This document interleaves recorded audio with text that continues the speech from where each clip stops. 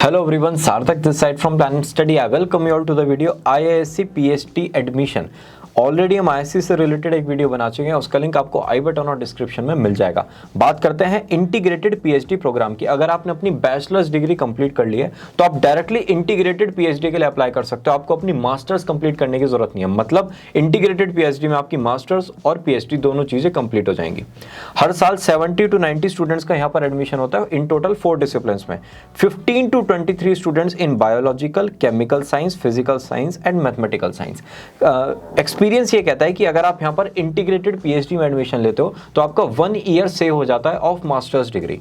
Okay, program में आपको flexible course work, internship type laboratory training और आपका रिसर्च प्रोजेक्ट, इसके साथ साथ एडवांस लेवल की रिसर्च भी कंडक्ट करनी पड़ती है अपने पर्टिकुलर टॉपिक पर जिस पर आप अपना थीसिस लिख रहे हो।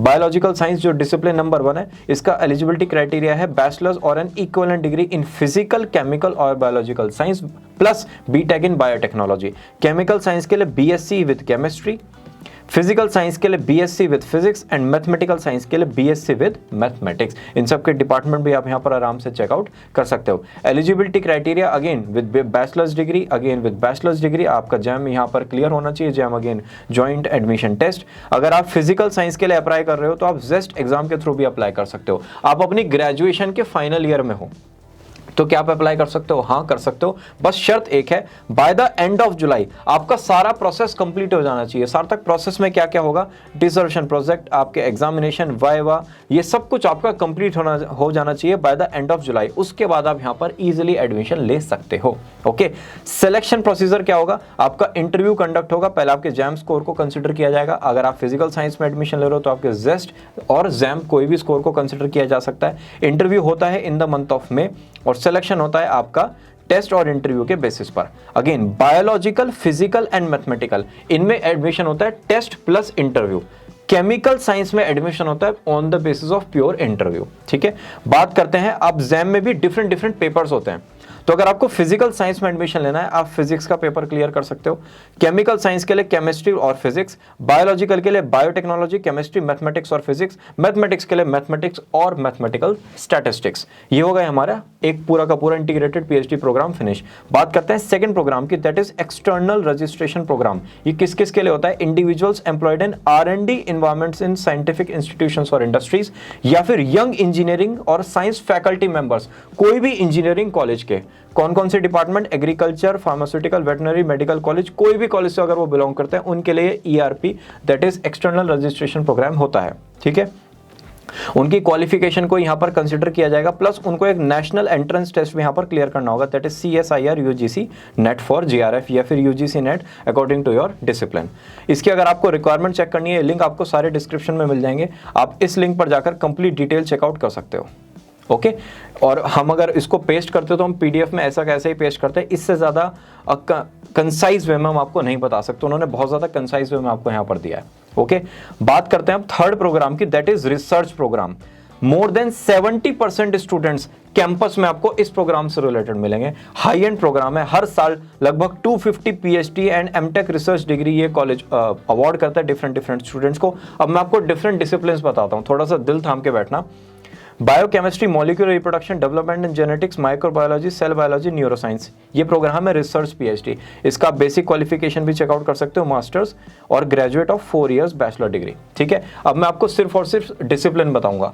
Ecological science, molecular biophysics, inorganic and physical chemistry, material research, organic chemistry, solid state, astronomy, mathematics, physics, high energy physics, computer science and automation, electrical communication engineering, electrical system engineering, computation and data science, nano science, aerospace, atmospheric, chemical engineering, civil engineering, earth science, mechanical, centre for product design and manufacturing, material engineering, sustainable technology, management studies, instrumentation and applied physics, bio science and engineering, energy, mathematical sciences, nano science, water research, cyber physical, climate change, brain and artificial intelligence.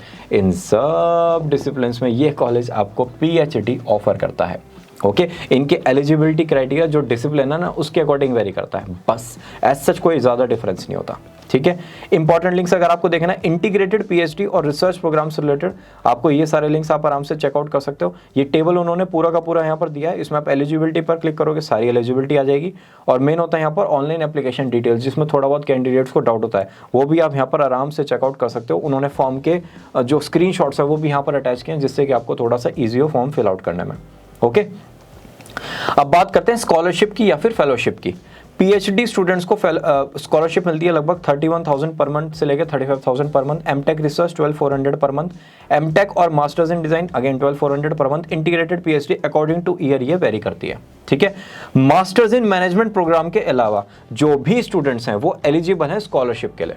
Okay, उनको with in 15 days, मतलब college में enter करने के बाद joining report with in 15 days अपना submit करना होता है, और उसके बाद वो एलिजिबल हो जाते हैं अपना स्कॉलरशिप के लिए। स्कॉलरशिप एमएचआरडी के थ्रू भी मिलती है, scholarship GE Infosys IBM HP Tata Philips के थ्रू भी मिलती है, और स्कॉलरशिप मैक्सिमम 2 पीरियड्स के लिए मिलती है in case of MTech research, और पीएचडी के केस में 5 ईयर्स तक। ओके, जो कैंडिडेट्स अपने एम्प्लॉयर्स के थ्रू आए हैं, मतलब वो स्पॉन्सर्ड कैंडिडेट्स हैं, वो एलिजिबल नहीं होते स्कॉलरशिप के लिए, और मास्टर्स इन मैनेजमेंट वाले स्टूडेंट्स अप्लाई नहीं कर सकते।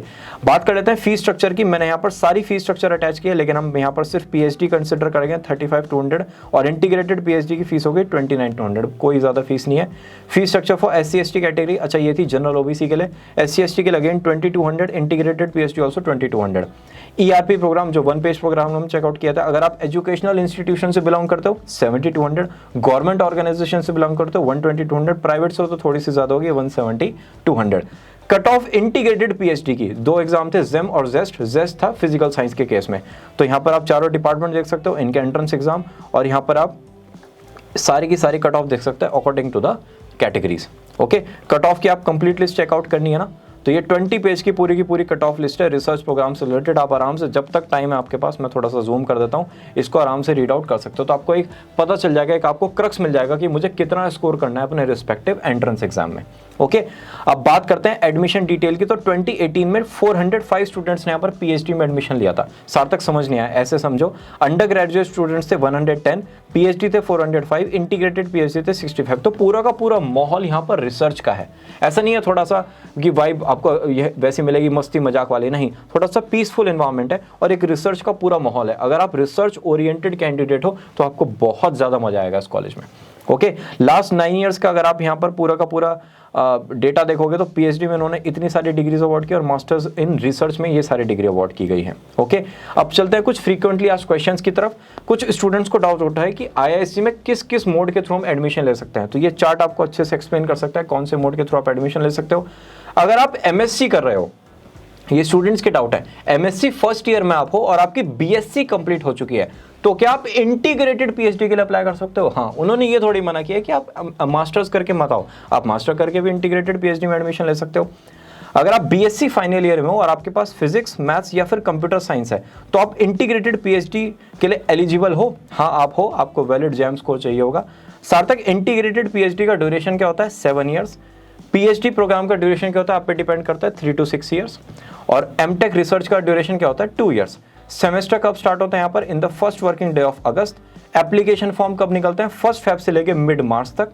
ठीक है, ऑनलाइन एप्लीकेशन कैसे फिल होती है? आप अपनी ईमेल आईडी और पासवर्ड के थ्रू अपना यहाँ पर अकाउंट क्रिएट करते हो, फिर आपका जो मेल है एक कंफर्मेशन मेल वहाँ पर आता है। जैसे आप उस ईमेल पर क्लिक करते हो, आपका एप्लीकेशन प्रोसेस यहाँ पर स्टार्ट हो जाता है। कुछ इंपॉर्टेंट डेट्स, 1 फेब फॉर्म आएगा, मिड मार्च तक वो रहता है, विद इन 1 वीक आपका रिजल्ट आ जाएगा, एंड ऑफ मई तक आपका इंटरव्यू प्रोसेस कंप्लीट हो जाएगा, जुलाई 26 आपको रिपोर्ट करना होगा, और 1 अगस्त को आपकी क्लासेस स्टार्ट हो जाएंगी। आपका कोई डाउट है तो आप इन हेल्पलाइन नंबर वगैरह पर कॉल कर सकते हो। आपके पास ये सारी की सारी डिग्रीज हैं, तो क्या आपको एंट्रेंस एग्जाम में अपीयर होने की जरूरत है? नहीं, एंट्रेंस एग्जाम में अपीयर होने की जरूरत नहीं है, लेकिन प्रेफरेंस उसको मिलेगी, वेटेज उसको मिलेगी जिसने नेशनल लेवल का कोई एंट्रेंस एग्जाम क्लियर किया है। तो इनडायरेक्टली वो क्या कह रहे हैं कि भाई एंट्रेंस एग्जाम क्लियर करके आना, ठीक है, या फिर आपका कोई पब्लिकेशन है, आपने थीसिस वगैरह पब्लिश किया है, ओके, तो उसको भी प्रेफरेंस मिलेगी।